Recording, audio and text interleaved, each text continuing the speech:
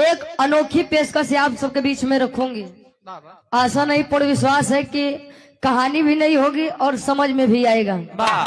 वीर होते कैसे हैं, किस लिए किसी का इतिहास गाया जाता है। 4 लाइन कवि जी भूमिका के अंदर भाव देते हैं। कैसे गुरु जी?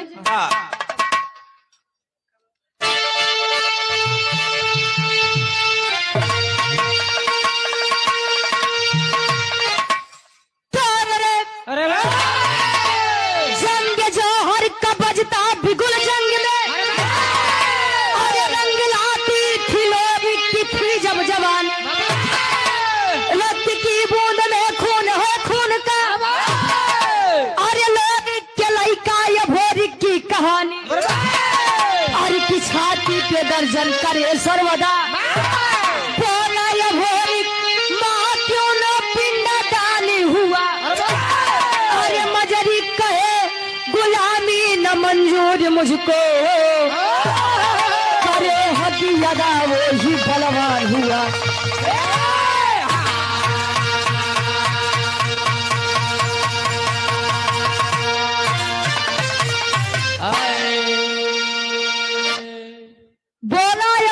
माँ से क्यों ना पिंडदान हुआ।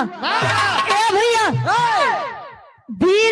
वीरताई के बारे में यदि नाम लोरिक जी का आए तो लोग बड़े सम्मान से आदर के साथ लेते हैं। वीर लोरिक और माई मजरी के बीच में एक लड़का जेकर नाम अघोरिक बताया गया। अघोरिक जब बाल्यावस्था से किशोरावस्था में प्रवेश किया, लड़कई से जब जवानी आए। अच्छा, पहले के पुरनिया काका दादा एक बात कहे कहे जे करे जवानी आवत है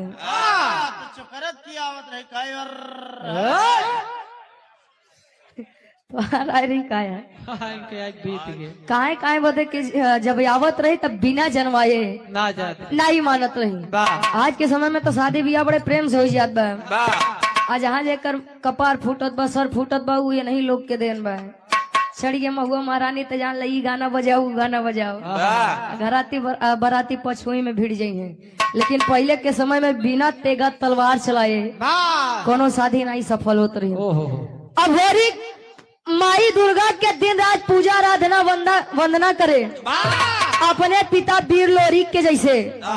धीरे धीरे समय बीता, माँ दुर्गा कभी प्रसन्न ही ना हो, कभी प्रकट ही ना हो। तो एक दिन वीर अघोरिक माई दुर्गा के समन्वय एक बात कहे। कौन बात? एक लाइन गजल के भाव बा।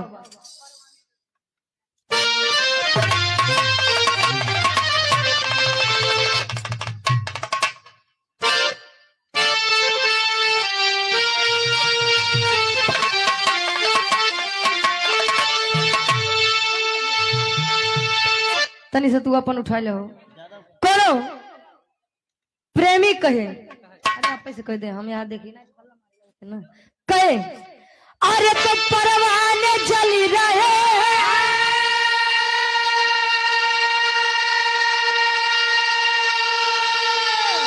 अरे परवाने जली रहे तेरे इश्क में तमाम।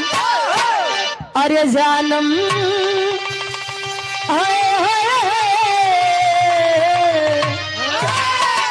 जानम जरा इसी आग में, अरे जानम जरा इसी आग में, अरे खुद को जला के दे।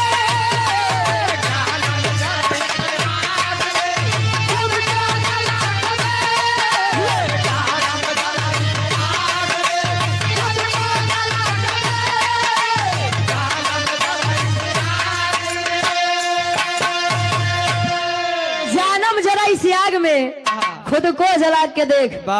एक नंबर बा भैया। आज थोड़ा सा दिक्कत हुई, हमारा ढोलक मास्टर नहीं है और पहली संगत है, बहुत बढ़िया है। ए भैया, कभी का भाव है उन वीरों के बारे में। और एक बात जान लीजिए, इतिहास उनका गाया जाता है जिनके अंदर बगावत करने की हिम्मत हो। नहीं तो आज के समय में हम संतन से का परी 2 टाइम खाएन भैया। देश दुनिया में का होत बा हमसे का मतलब। जौने दिन सोच बदल जाए उस दिन शायद भारत देश के दशा सुधर जाए। वीरों के बारे में एक लाइन कवि का भाव है। कैसे?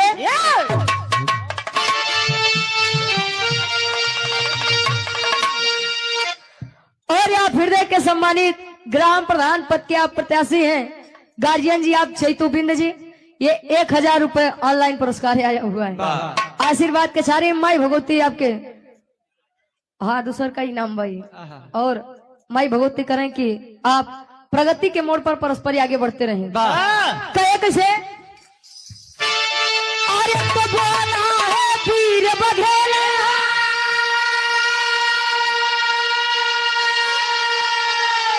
अरे बोला है वीर बघेला, झंडा हिला के दे,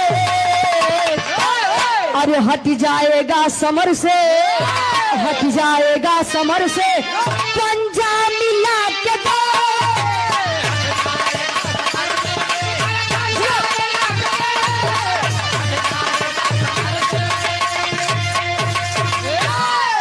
हट जाएगा समर से, पंजा मिला के देख।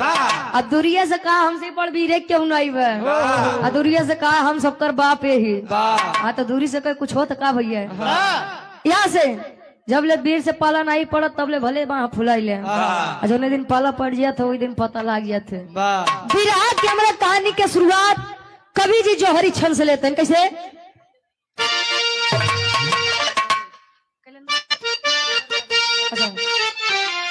कोयला व्यापारी हैं शैलेंद्र यादव गार्जियन जी, जो कि कोयला के आप व्यापारी हैं, ये व्यापारी भैया जी 500 रुपए चरणों में कोट कोट नमन है आशीर्वाद के साथ रही। कहे कैसे नारेंद्र शर्मा जी गार्जियन जी के द्वारा 51 रुपए चरणों में कोट कोट नमन है आशीर्वाद के साथ रही। अब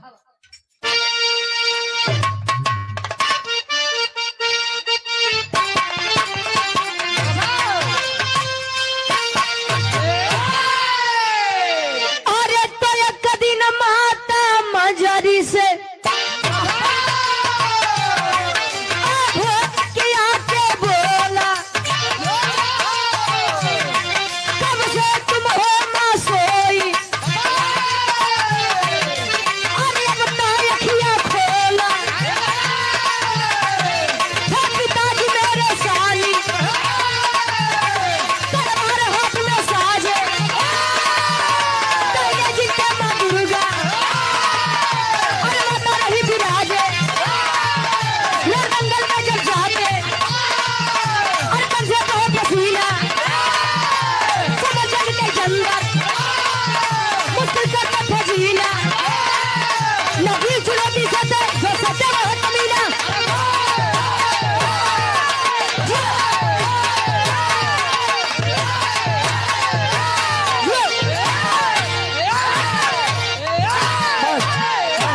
बस हो बस बस जाना थे तो गाजीपुर के शेर है।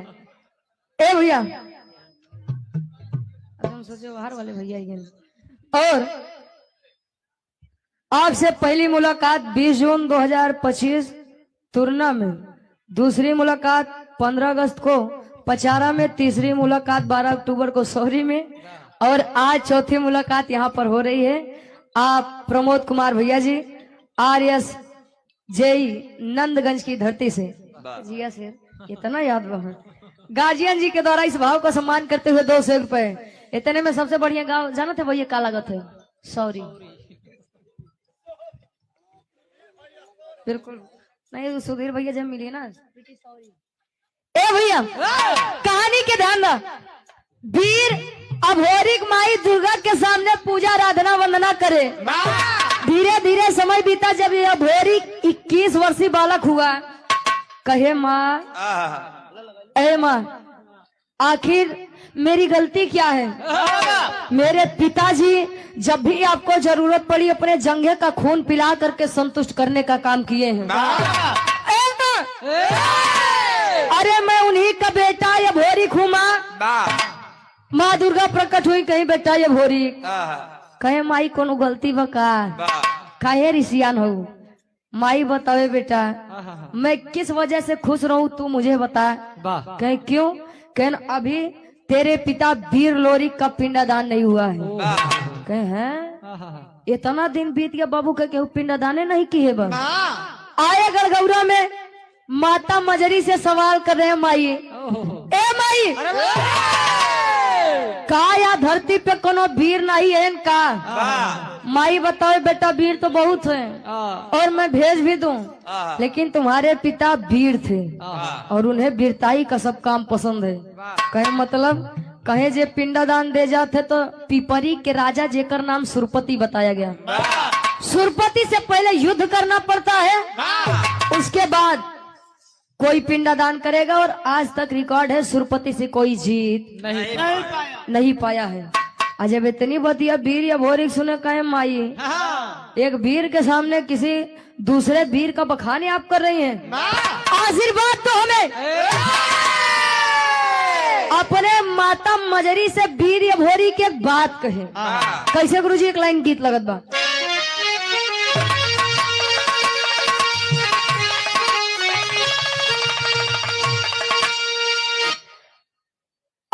झूलनी पे उड़ानी झूलनी कहे औरत झूलनी पे उड़ानी आई जहाजिया उड़ा दो, आई जहाजिया उड़ा दो, हमार पाई से बड़ा जहीरा जला दो, हमार पाई से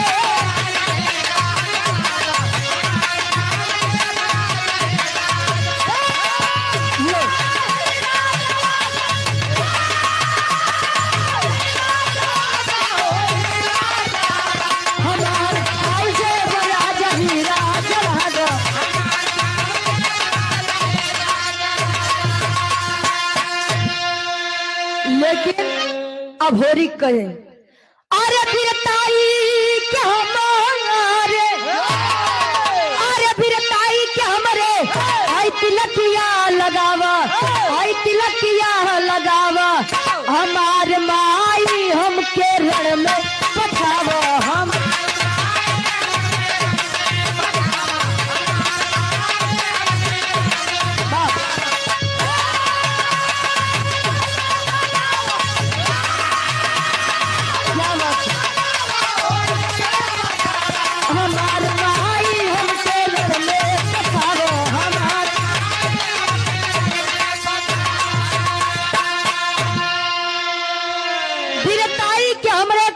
लगावा, हमार माई हमके रण में पठावा। कहे माँ अपने इस बच्चे को आशीर्वाद दो और मैं जाऊंगा या तो आर या तो कहे बेटा अभी तू छोटा है क्या करेगा, तब बतावे कैसे।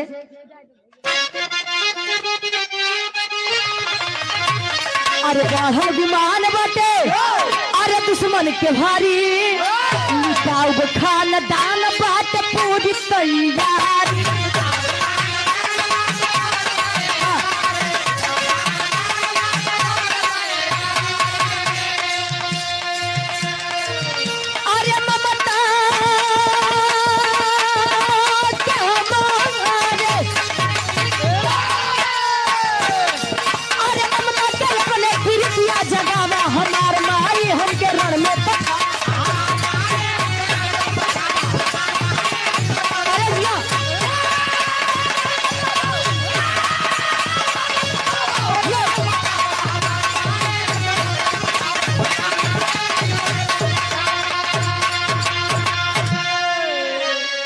जानला काका तिलक 3 प्रकार के होते हैं।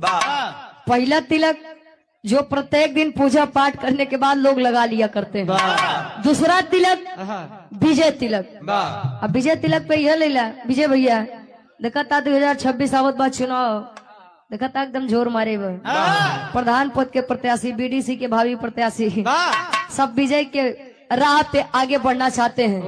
और तीसरा तिलक जवन शादी ब्याह के पहले चढ़त है बर्बादी वाला तोहार हो खत्म है। ए भैया अपनी माता मजरी से आशीर्वाद लेके वीर अभोरिक आया कहा, यही काशी बनारस की पावन धरती पे। काशी बनारस की धरती पे जब आए तो पहली मुलाकात उनसे हो रही है। कोने पंडा से नाम बतावल गई। हमरे गीत में कवि जी भाव देते हैं। अब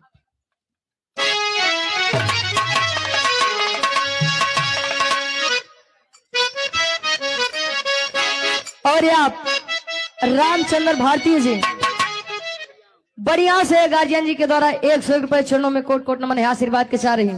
पहले के समय में दुल्ही बेचारी डेराई कि हमारे सास ससुर दुल्हा कैसे मिली हैं, आज के समय में तो सास ससुर डेराते हैं कि हमका दुल्ही कैसे मिले। और एक बात जान लीजिए, आज के समय में समाज का सबसे ज्यादा धनी व्यक्ति कौन है जानते हैं? जिसका हम सफर, जिसका जीवन साथी वफादार मिल जाए। वफादार के मतलब पति पत्नी के अलावा किसी को ना सोचे और पत्नी पति के अलावा किसी को ना सोचे। न तो देखा था जमाने एकदम चेंज होगी बात। दुल्ही के जब गवना के डेट होकर पड़त तब कैसे?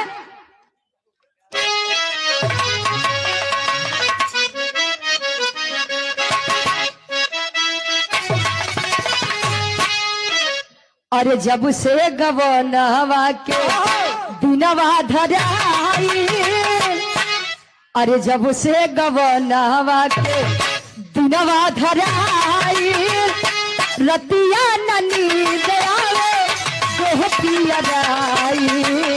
जब से गवनवा के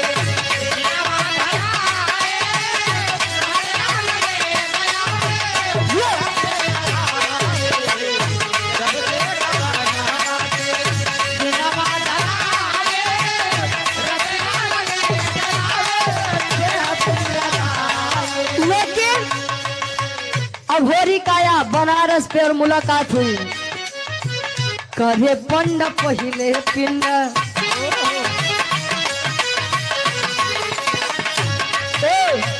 करे पिंड दान पहिले करिए देखा जा।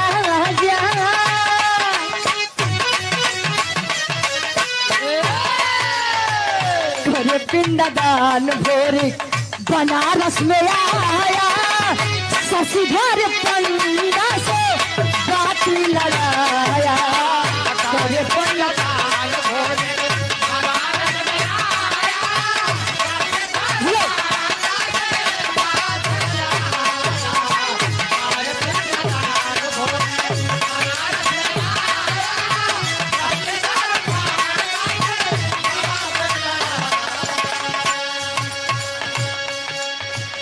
करे पिंडदान भोरी बनारस में आया, शशिधर पंडा से बात लड़ाया। पंडा से मुलाकात हुई तो उस पंडे का नाम शशिधर पंडा बताया गया। कहे बाबा, ए बाबा, कहे बोल बच्चा, कहे पिताजी का पिंडदान करने आया हूँ। मैं गढ़गौरा के वीर लोरी का पुत्र अभोरी हूँ। शशिधर पंडा कहे बेटवा तू लोरी के लड़का हुआ? अच्छा ही क्यों और के लड़का हुआ?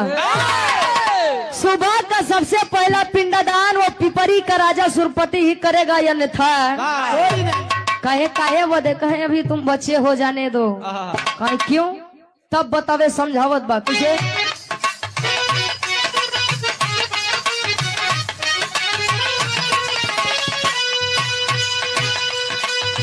पहले पिंड दान करी राजा,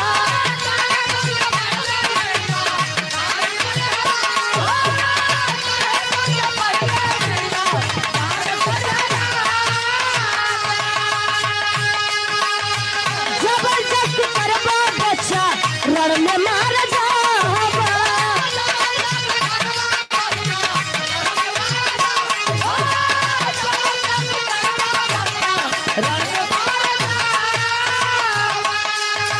जबरदस्ती करवा बच्चा रण में मार जावा।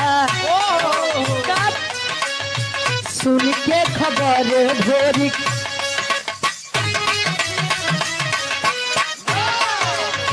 सुन के खबरी भोरी तन में गुस्साया आया।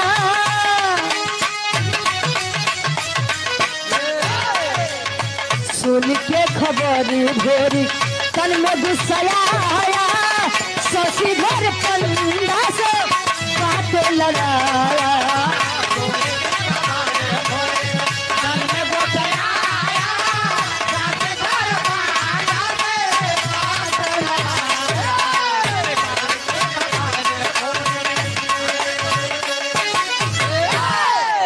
फिर देख के गार्जियन जी बिरहा जगत के बहुत ही सुंदर कलाकार, आप हमारे गुरु के समान हैं। आप पंचदेव पांडे जी की आप भतीजे हैं, धर्म के हमारे बड़े भैया आप सोनू भैया जी ये गार्जियन जी के द्वारा 100 रुपए चरणों में कोट कोट नमन है, आशीर्वाद के चाह रही है। शशिधर पंडा समझाओ बेटा चले जाओ अन्यथा मारे जाओगे, और मैं तुम्हारे चक्कर में अपनी जान नहीं गवाऊंगा। इतनी बतिया जब अभोरी सुने निकाला तलवार निकाल के जैसे गर्दन पे रखा, कहे बोल पिंडा दान करवोबे की शशिधर पंडा सोचे अरे साला न करवाऊ तई मार दे, करवाई दे तो मार दे, आखिर हम जाई तो जाई कहाँ। शशिधर पंडा कहे बे जो सामने पड़ा बहु का देखा है, जब सुरपति आई तब देखा जाई। पिंडा दान करवा दिया। अब यारे से हमारे बिरहा दूसरी तरफ मोड़ लेत बा। यार वीर या भोरी अपने पिता का पिंडा दान करवाए, जब इतनी बतिया सुरपति के पता चली कौन है जो यहाँ पर आके हमसे बगावत कर रहा है। हजारों के सेना में पलटन तैयार किया, आया बनारस के धरती पर। तेरी के भाव में कवि जी लिखते हैं कैसे, और यस मोबाइल सेंटर धमाकेदार ऑफर, किसी भी फोन पर डिस्प्ले लगवाए मात्र 1000 रुपए में। अच्छा आपकी 200 ऑफर डिस्काउंट। घूरन बाजार गाजीपुर से पूरा गार्जियन जी के द्वारा ये 100 रुपए चरणों में कोट कोट नमन है, आशीर्वाद के चाह रही। जब आया पूरी पलटन लेकर के वीर या भोरी कहे आवा सरऊ, आजे तो पता चली कि तोहरो कोनो वीर से पाला पड़ा बा। इधर हजारों की सेना और वीर या भोरी का खेला करत का। तेरी के भाव में कवि जी लिखते हैं,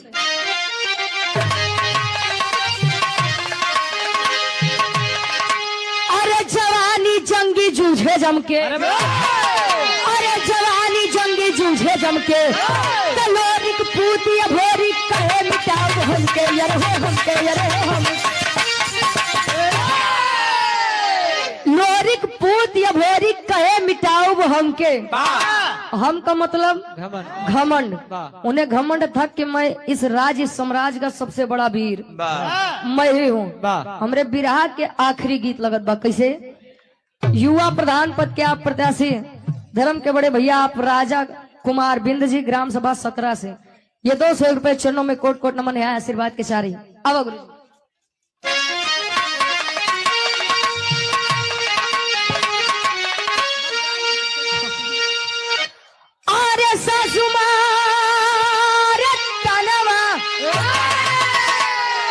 बतावे, अरे सासू मारे तनवा आई न नदिया मारे तनवा रे तनवा हाय हो मारे कि तनवा हाय हो मारे हमरे भैयन के सरवा रे तनवा हाय हो मारे।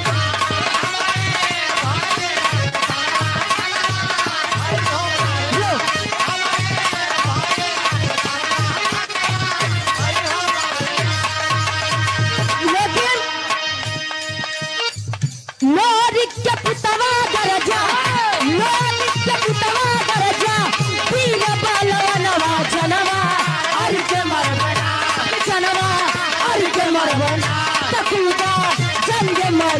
जनवा अरे के मरवा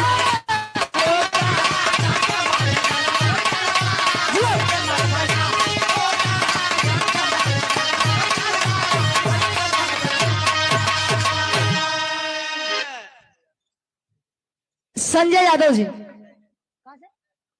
हथीखाना से गार्जियन जी के द्वारा 500 रुपए चरणों में कोट कोट नमन है, आशीर्वाद के चाह रही। लोरिक के पुतवा गर्जा वीर बलवनवा जनवा यार के मरबैना चल दिया। सुरपति की सेना हजारों में वीर अभोरी का खेला, और जब तेगा तलवार भाजे तो सैकड़ों वीर एक ही बार में धराशायी हो जाए। अब करते करते करते करते जब यहाँ उनकर सेना समाप्त होए लाग, जब 150 बेचारे बचे का हम एक सारे के चक्कर में आपन जान न मरवा कहे अपन जान न मरवाऊ। जे जहाँ पावे उसे लंबा लंबा लेट जाए, कैसे जान जाए सार हम मरा ही नहीं तो करे चक्कर में हम चला जाए। धीरे धीरे पहुंचा कहा सुरपति के पास, पकड़ के कॉलर नीचे खींच लिया, उतर बड़का वीर बनत रहा। आज तो तुम्हें पता लगी। मुंह में करिखा पोताई के गदहा पे बैठाई के ऐसन कोनो कोना नहीं बचा जहाँ वीर या भोरी सुरपति को घुमाया न हो। यार सुरपति वीर या भोरी और शशिधर पंडा बैठ के विचार करते हैं। शशिधर पंडा कहें बा बेटो है तो हम आशीर्वाद देते ही लल्ला है तोरे उते मान कम से कम इससे आजादी तो मिला हमका। ध्यान देंगे सुरपति की बिटिया का नाम केवलापतिया था और केवलापतिया वीर अभोरी के वीरताई पर पहले से ही मोहित थी। जब इतनी बतिया सुने क्यों नहीं अभोरी का यहाँ बाबू के इतनी बड़ी बदनामी की है यहाँ चल दी। और केवलापतिया जादू के विषय में बहुत ही जानकार थे। आए तब ले केवलापतिया करे थे का पहापट के भाव में कवि जी लिखते हैं। और या ग्राम प्रधान प्रत्याशी चैतू बिंद जी जो कि लगातार सम्मान कर रहे हैं 500 रुपए चरणों में कोट कोट नमन है आशीर्वाद के सारे। आगे गुरु जी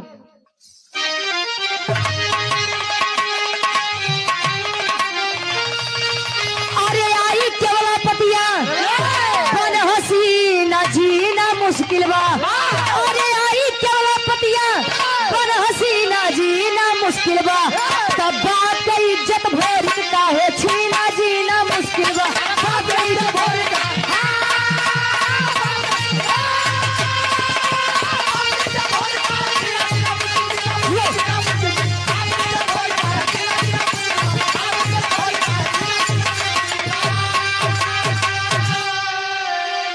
जादू चलाई दिहली सुगना बनाई हो पिजरा में कैद करके पिपरी लेके आई हो।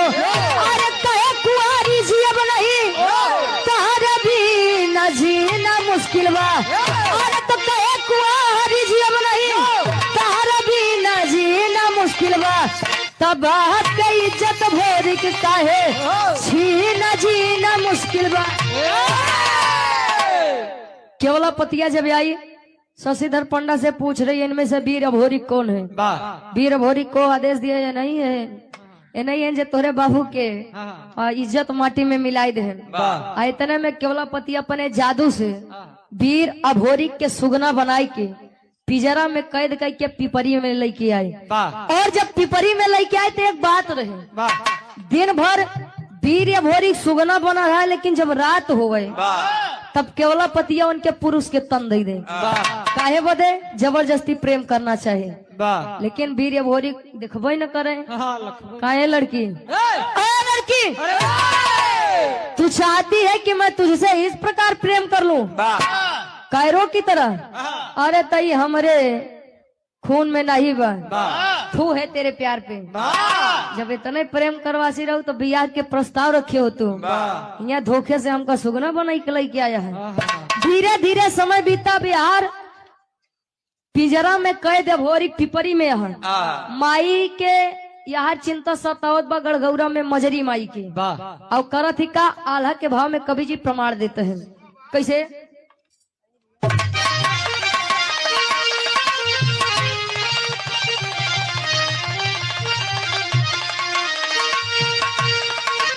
एमएस मोबाइल सेंटर डिस्प्ले 1000 रुपए ऊपर नेक बैंड फ्री 450 रुपए। वाह भैया ऑफर है दबो का अंशोली का ये गार्जियन जी के द्वारा पुनः 100 रुपए आशीर्वाद के चारी जे के जरूरत हो भैया से मिल ले जा टोपी वाले भैया से। आ भैया आल्हा के भाव में कवि जी प्रमाण देते हैं। कैसे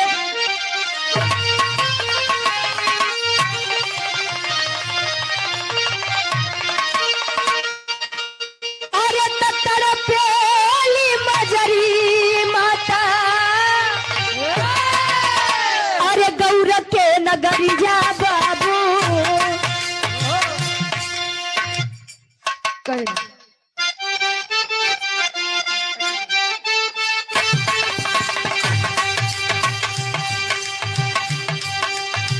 देवराई चंद्राई के दिहोलिन पठा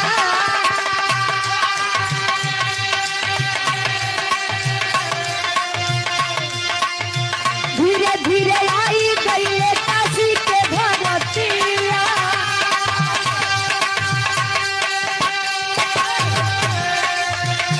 अरे शशिधर पंडा हो गई लंबेदा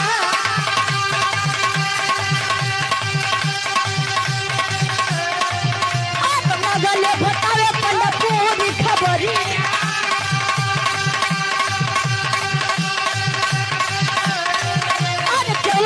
अरे क्या बात है वाह गुरुजी, हमके ज्यादा बड़ी अच्छी लागत है। ओहो जब भी मिले ज्यादा बड़ी अच्छी लागत है। ओहो जब भी मिलते हैं मुस्कुरा के मिलते हैं, वाह हौसला बढ़ाते हैं। ग्राम सभा सकरा से आप पांचू यादव जिला पंचायत पद क्या प्रत्याशी हैं? वर्तमान में है। अच्छा, सदस्य जिला पंचायत। गार्जियन जी के द्वारा ये पांचू यादव, गार्जियन जी के द्वारा 500 रुपए चरणों यादव, गार्जियन जी के द्वारा 500 रुपए चरणों में नमन है, आशीर्वाद के चाह रही। कहानी हमारे एकदम समीप में बा। देवराई और चनर शशिधर पंडा से मुतय किए बेटा। लड़का तो बड़ा वीर रहे, लेकिन सुरपति के जौन बिटिया रहे वो केवला पतिया धोखे से सुगना बनाई के अपने राज्य लेके गवा।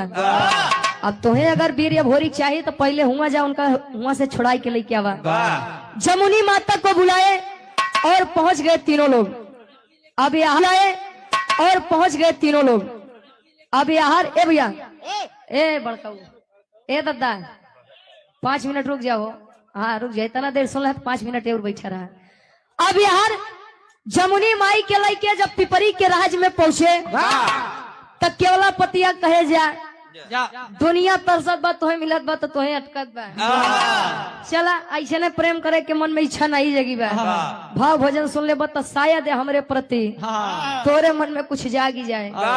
पिजरा लेके नीचे पहुंचे माई जमुनी कहीं वो हो बेटा, बेटा ये भोरी वहां पर फंसे हो। कहीं रुको रुको मैं कुछ करती हूँ। केवला पतिया कुछ समझ पावत उसी पहले माई जमुनी पहले जैसा वीर अभोरी के तन दिया। केवला पतिया के अपने जादू से गदही के रूप दिया। अब बेचारी केवला पतिया गदही बन के अपने पिता के बगल गए। अब यार जब इतनी बतिया सुरपति देखिए अपने बिटिया के ही हाल तो दंडवत प्रणाम करके माँ जमुनी के पास बैठ गया। रिश्ता बनाओ कैसे? आखिरी के भाव कवि जी लिखा हैं कैसे?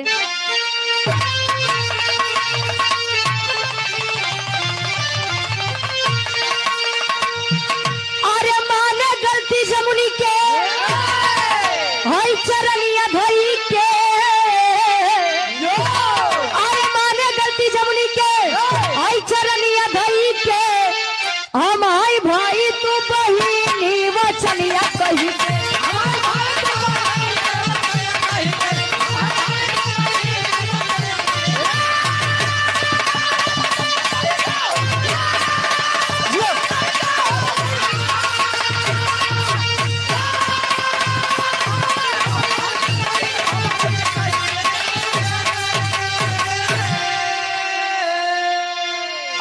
आप संजय शर्मा जी महाराजगंज से गार्जियन जी के द्वारा 100 रुपए चरणों में कोट कोट नमन है, आशीर्वाद के चाह रहे कहे हम आई भाई तू बहिनिया वचनिया कही के। ए बहिनी हम तुम्हार भाई जैसा ही रिश्ता बना तो हमरे बिटिया के छोड़ दा। इतने में हमार का गलती रहे। आया हर आजाद करावे बदे वीर या भोरी शर्त रखता है कि मैं छोड़ूंगा उनको एक ही शर्त पे, जब ये अपने बिटिया केवला पतिया के शादी हमसे कराएंगे। कहे बेटा मैं शादी तो करवा दूं, मैं शादी तो करवा दूं, लेकिन हमारी बिटिया देखा था गदही के रूप में बा। या तो पहले तू गदहा बना या तो हमरे बिटिया के पहले जैसे करा। माई जमुनी अपने आशीर्वाद से केवला पतिया को फिर से स्त्री का तन दिलवाती है। दोनों की शादी होती है और दोनों के सहयोग से एक बच्चे का जन्म होता है। और लड़का के का नाम रहे गुरुजी प्रमाण देते हैं। अरे केवला पतिया भोरी के हो गई हो शादी तो शिव भोरी पैदा भइले पिपरी मिली आजादी।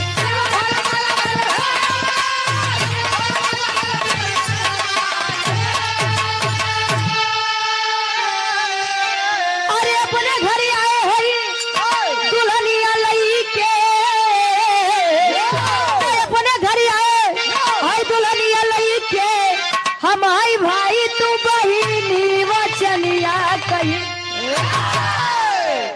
केवला पतिया और अभोरी की शादी हुई, गढ़ गौरव वापस आए, दोनों के सहयोग से एक बच्चे का जन्म होता है जिसका नाम शिव भोरी बताया गया। कुबई के लड़का वीर लोरिक के लड़का वीर अभोरिक अब वीर अभोरिक के लड़का हाँ, शिव भोरी शिव भोरिक। हमारे विराट के शीर्षक रहा लोरिक के पिंडादान और अभोरिक की शादी आखिरी में खानदान के परिचय बा, उसके बाद अगली पार्टी के नंबर रही। गुरु बिहारी गुरु गणेश गुरु रामलाल गुरकार।